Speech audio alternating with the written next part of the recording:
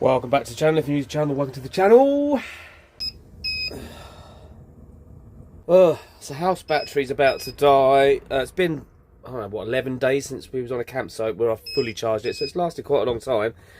This mainly runs our 12 volt stuff in the van. We use power banks like this one. That's our all powers. I've also got an EcoFlow Delta 2. We use those for our 240 most of the time. I'm just going to whop the battery charger on here, just to stop that beeping. It's not the most efficient thing to do because I'm taking power out of there and putting it in there when needs must. But I'm going to be heading off in a minute, so I'm going to be running the engine, so that will charge up a little bit. I've got lots of errands to run today. So I've got 43% left on my all powers. I'll let that run for a little bit. There you go, the beeping's now stopped. So I'll take about 10% out of there, get it down to 33. That'll probably run the van for most of the day, to be honest, because I won't be in here much using stuff. So it's just basically running the, you know, the fridge and stuff like that. But this is it. This is van life. It may come across that I'm complaining in these recent videos. I'm not complaining, although it might sound like I'm complaining. Maybe I am a little bit, but I'm just trying to be real, the reality of it all. There is a number of vans all parked here, all different types of vans, different conditions, etc. Everybody's situation is different, right?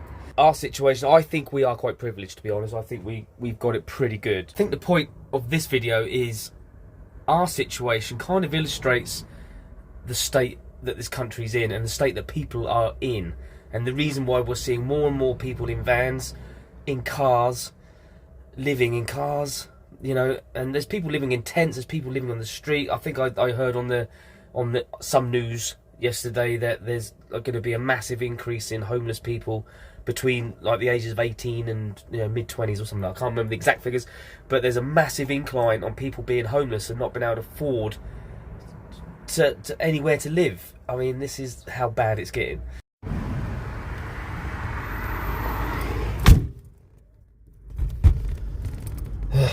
It's got to let the old girl warm up. It's freezing out there. It's always a little smile on the face when it starts up, because you never know, do you? These old things. But she started up. So I can put the DC charger on in a sec. Especially when it's cold like this, I've got to let it warm up before I go. And this road, I've got to drive down here, and then there's a big steep hill, so I've got to make sure the engine's warm, otherwise it's just going to stall on the hill. And it's kind of rush hour traffic right now.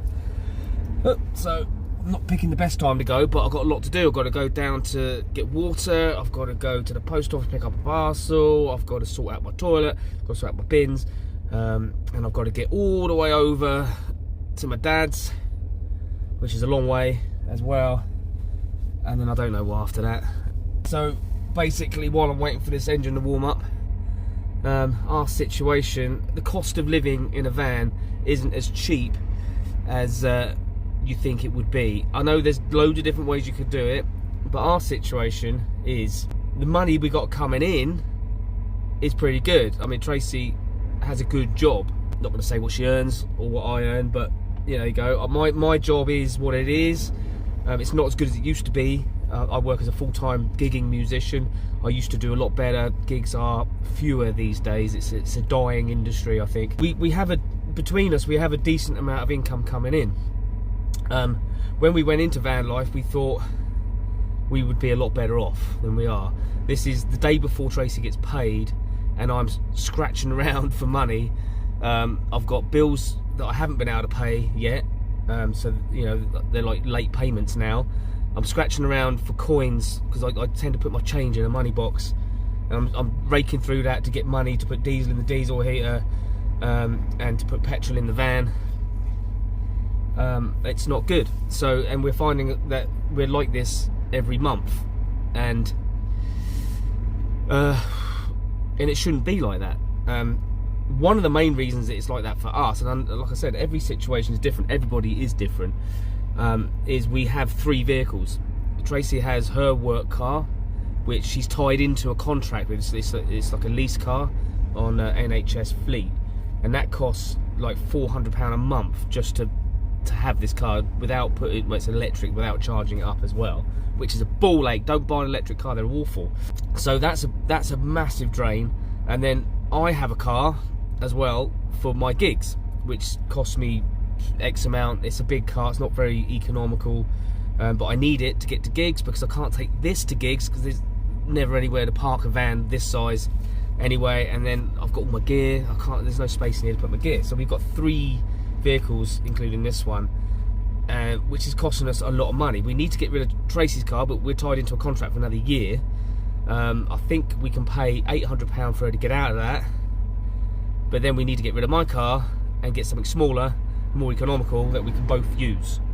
So that's one problem, and one reason why we struggle to keep all this running, and it's basically the cost of everything. It's absolutely ridiculous what things cost now. Petrol, the cost of petrol is ridiculous. Living in a van has its own expenses. People think you're freeloading and you're getting power for nothing, and you're getting your water for nothing and all this stuff. You don't. You have to buy, still have to pay for most things. What I'll do is I will do a breakdown video of how much it costs us to live in this van. Then of course things break all the time, which you've seen in my last video if you've watched it, me moaning about that. Things break constantly because it's all cheap crap. These diesel heaters and whatnot, they're all rubbish. And so I'm always like spending on fixing stuff and upgrades as well, because the van, as you go into van life, you realise that we need more power, or we need to upgrade this, or this doesn't work. So we're constantly doing that as well, not to mention maintenance on the van, repairs on the actual van itself, servicing, MOTs, and all that stuff. I think what I'm trying to say is, if you're living in a van, it's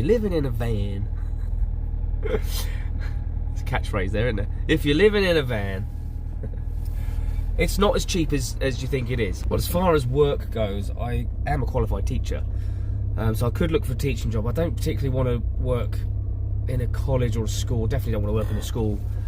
Been down that road, it's not really for me. But I did used to do a lot of private tuition, so I might see if I can get back into a bit of that. I'm not sure how I'm going to do that though, living in a van, because obviously I used to have my own studio in my house that I used to rent. Doing it in a van is going to be a bit, I don't know, and travelling to people's houses is going to be difficult, so I'm not sure if that'll work unless I can do it online. But I'm not too keen on that idea either. Nicely indicated. I love it when people indicate the last minute. Oh, big hill this is. Come on, Grace, you got this. All petrol lights on. 20 miles an hour up this hill. There's a big queue of traffic beyond. People hate me. It's not my fault. There's one thing about. Oh, sorry, you are jiggling around a lot. One thing about these vans, these old ones, they're a bit underpowered. They're a bit rubbish on the hills. Not too bad on the flat. We get you can sit at 60 miles an hour on the flat, but getting up these hills, blimey. We're getting up there now. We're near the top. People do get impatient as well. They put themselves at risk, including me, trying to get around you sometimes, cut you up, blimey. I should probably install a dash cam, because nearly every journey I do, it's a near flipping death experience, honestly. Because people just can't wait. You know what I mean? And the funny thing is they'll risk like a head-on collision trying to overtake you, and then you end up behind them at the next set of lights or the next roundabout, and you think, well, what's the point of that? Anyway, so I'm off now, just leaving Brighton Park up. I'm gonna go down to Spotless Water, get some water. That's where I get my water. I've got £4 in the account there, so that's enough to fill me up. So that will last us for about 4 days. I've got diesel. I put diesel in the diesel heater last night. That was a tenner, so that's pretty much full up. Although the diesel heater was on pretty high last night. We turn it off at night. We don't need it on at night actually. Even though it's -degrees outside, it's quite warm in the bed. So we're lucky there. it's not a particularly cold van actually. It's pretty good. The floor's cold. Might look at some underfloor heating at some point maybe. I know Bobble Vans do one. So if you're watching Bobble Vans and you want me to test out your underfloor heating, so basically the situation is we've gone from living in a house to living in a van, and we're in exactly the same position. Well, not exactly the same position. That's not true. It is cheaper living in a van, because if we'd have carried on doing what we were doing living in the house, we were just getting into debt. We're not getting into debt living in a van. We're just kind of just surviving. You know, we're not saving any money or anything like that, which we thought we would. But like I said, I think it's more to do with outgoings than his incomings. So I think it's a combination of the both. But you get those outgoings down and get the incomings up a bit, and then we can save some money. But the problem is, I was sat in the van yesterday, and I've obviously got no money, can't go anywhere, I'm just parked on a road, and it's depressing, you know. And then obviously Tracy's going to work, she's coming home, she's tired, you know, I'm frustrated, we get a bit moody with each other, you know. So there's no, you know, the quality time, I'm not saying there's no quality time, but the quality time is minimal, because we're not happy, you know.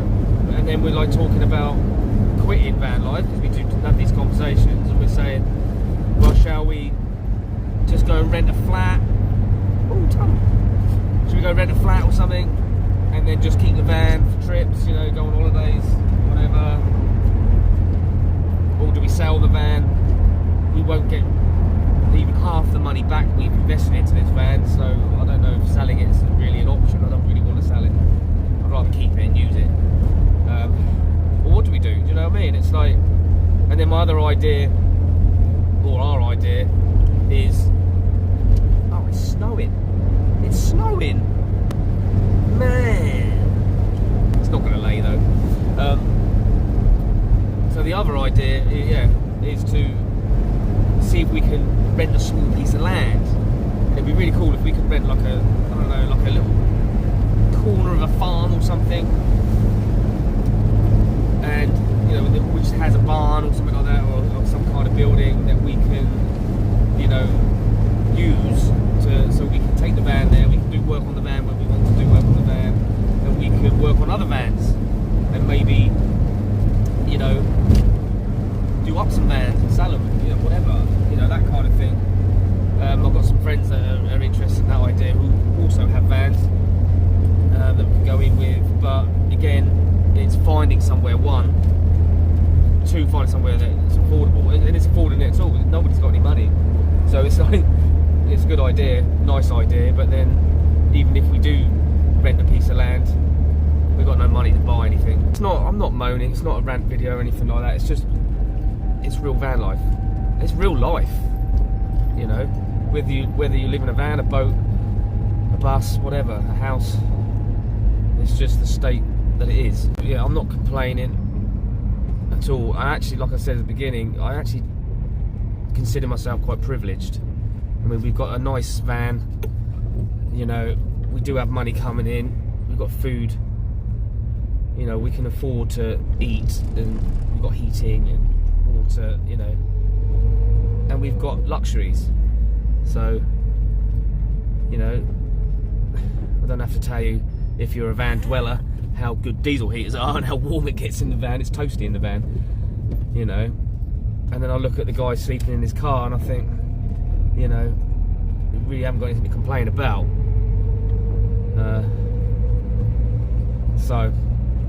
But things have got to change, because it's not really working out how we want it to work out, I suppose. Now, we could go back to a house or back to a flat, but we're just going to be back to square one, except we'll have this van as well. Like I say, I won't be selling it. So anyway, so I will do a follow-up video. It'd be good for us to work out how much it actually does cost us to live. see what we can do, you know what I mean, actually write the figures down. But yeah, we'll maybe do that, and maybe give you an idea of what it costs, or what it could potentially cost you. and what it costs us, and where we could like maybe, you know, save a bit, you know, get the cost down a bit. Alright, anyway, so I love you and leave you. God bless you. Don't forget to like, comment, subscribe, all that good stuff. See you in the next one.